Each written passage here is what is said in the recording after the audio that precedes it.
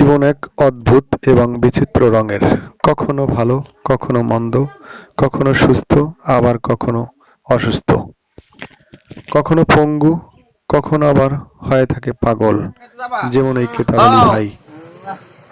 খিদে লাগছে না? একটু চা খাবার না লও? ও দি পেটটা খিদা। আরে লও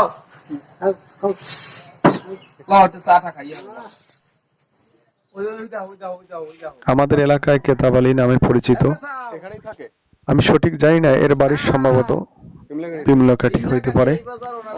আমি এই কেতাব আলী ভাইকে অনেক বছর পরে দেখলাম, তাও আবার এই নলছিরা বাজারে।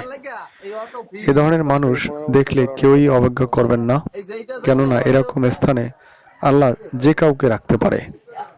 তাই আল্লাহর কাছে অবশ্যই এর চেয়ে ভালো থাকলে শুকরিয়া আদায় করতে ভুলবেন না, এবং এই ভাইটির জন্য দোয়া করবেন। এই কেতাব আলী ভাই কারো কাছে কিছু চায় না, তবে যে যা খুশি হয়ে দেয় তা গ্রহণ করে, হোক টাকা পয়সা, হোক খাবার। এভাবেই তার জীবন কাটে, এখানে সেখানে ঘুরে বেড়ায়। আল্লাহ যেখানে রাখুক তাকে ভালো রাখুক, এই শুভ কামনায় এখানেই বিদায়। ভিডিওটি ভালো লাগলে অবশ্যই শেয়ার করে দিবেন। ধন্যবাদ।